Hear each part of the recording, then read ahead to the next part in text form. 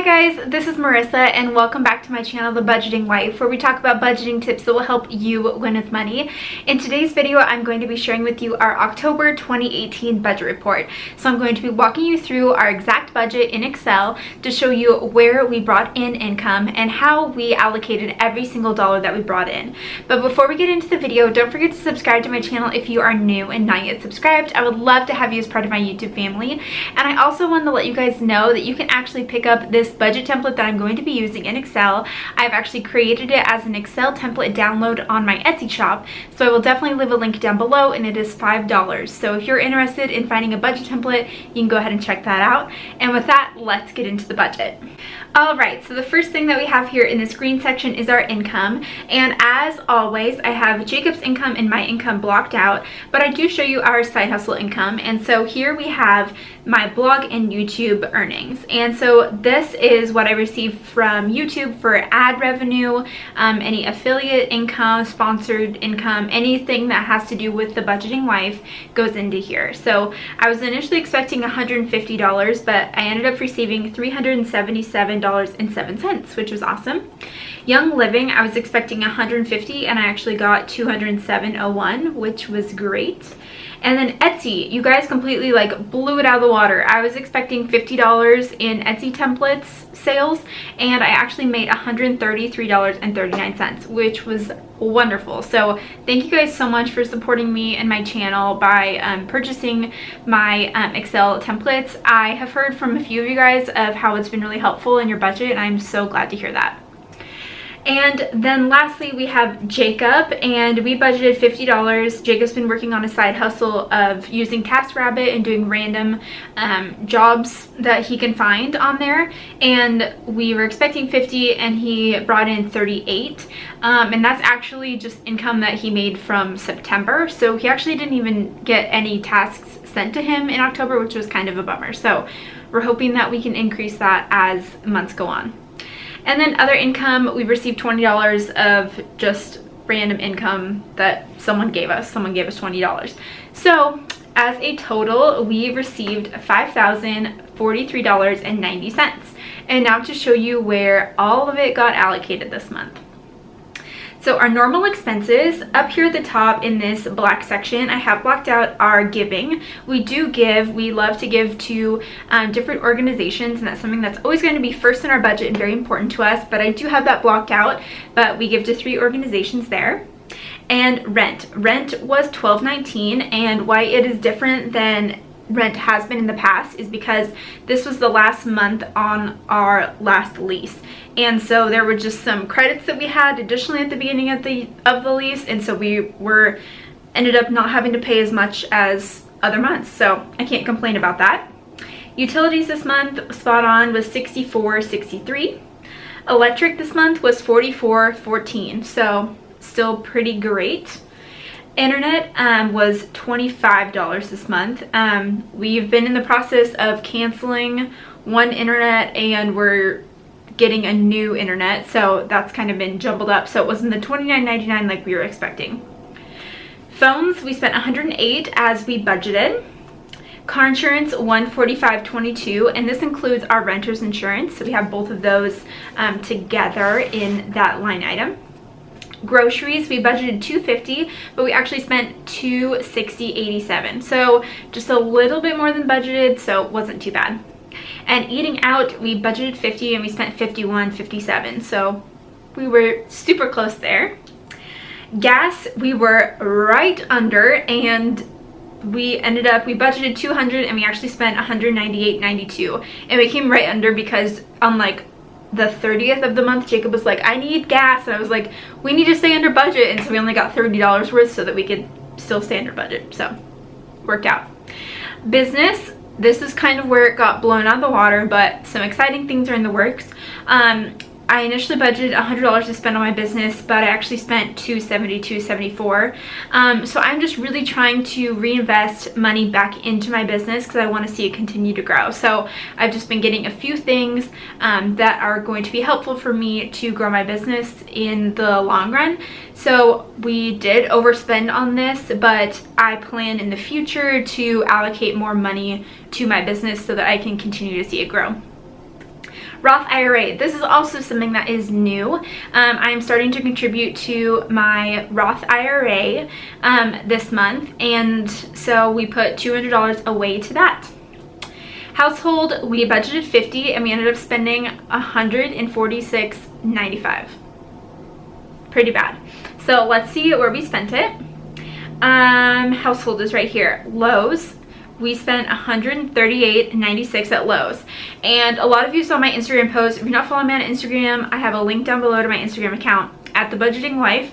But Jacob is actually making us a new coffee table and side tables for our living room, and I am super excited about it.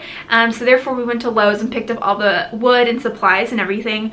And it just was something that we talked about for a long time, but I didn't budget into the budget this month, so that kind of just threw it out of the water. But $139 is all we're spending for a coffee table and 2 side tables to be custom made by Jacob and his dad. So they're going to turn out beautifully. I've been doing a few updates on my Instagram, so they're super fun. I'm really excited to see the final product.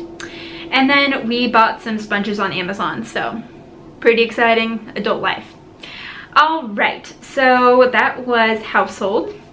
And the fun part of our budget, we budgeted $50 and we actually spent $34 because we're boring. And so fun, we went mini golfing on a double date with some of our friends, so that was $14. We also went out to ice cream with another couple, and so that was $8.20 at Salt and Straw for ice cream. And then Chick-fil-A, we went out with our home community group for lunch before we were doing a service project, so we spent $11.80 on that. So that was our fun part of our budget, which was just basically us going out with other people, but it was great. And then miscellaneous, we budgeted $100 and we actually spent $164.29. So we actually ended up buying a new router, and that is because we are switching internet providers and getting a faster internet speed, which I'm so excited about, to upload my videos a lot faster here on YouTube. But we noticed that the cost to rent the router every month was more than the cost to buy the router outright for the year. So we went and just bought a router on Amazon, and while we paid for it up front, we now don't have to pay the monthly rental fee for the router. So it's definitely cheaper over the long run, and then we can take this with us to a house someday and all that kind of stuff. So we decided to buy the router, which kind of also threw our budget out of whack, so $93.38 there. Target, I got some random things at Target, like vitamins, pens, that kind of stuff, for $13.75. And then Amazon, I have 2 baby showers in November, and this is also kind of a budget fail. The baby showers are on November 3rd, and so I was thinking that I'd budget for it in November, but not thinking I need to order it beforehand so it was ready for November 3rd. So I actually budgeted for it in my November budget, which you will see. I will leave a link to my November budget with me up above, so you can check that out. But I've already spent the money in October, so we just put it to miscellaneous because I ended up not budgeting for it in October. So $164 there. So the total of everything that we had spent for normal expenses ended up being $3,413.33, which was a little over $300 more than we budgeted. Not great. But we did receive some extra income, so that kind of balanced it out. So moving into our savings line items here, we first off have our emergency fund, and we finished saving our full emergency fund in May, and so we have a fully funded emergency fund of 5 months of expenses, and so that has $10,000 in it. Next, Jacob received money, so he gets $75 a month that he can save or do whatever he wants with. So he got $75. He also got additional money because this month was his birthday. His birthday was October 3rd. Anyone get the Mean Girls reference? Okay, so his birthday is October 3rd, so he got additional money from his birthday, and then he spent some things as well. So he ended up getting an additional $82.44. So we started with $194.28, and he ended the month with $351.72. Now for me, I also got $75, but I spent $33.90, and so I ended the month with $144.27. And I basically spent my money on Starbucks. I just bought a Starbucks gift card at Target, and so that was my spending. That really all I did. Extra giving, we like to put money into an extra giving account, and this just allows us to say yes to giving opportunities, which we love being able to do. So this month we budgeted for $25, but we actually put $50 because we ended up spending about $100 on extra giving items. So we did things like Jacob's work had a fundraiser for raising money to help with leukemia research, and so we did that, and we did a couple other things that we were able to use our funds in that way. So we ended up at the end of the month with only $16.57 in our extra giving fund. So we definitely want to keep adding to that because we love being able to do so.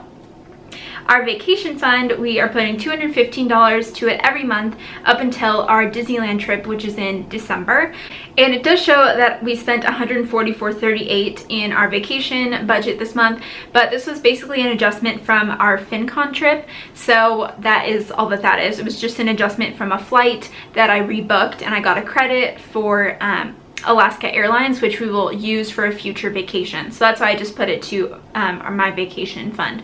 So we ended the month with $759.31. So we are on track to have our Disneyland trip completely paid for and ready to go by the time that we go on the trip.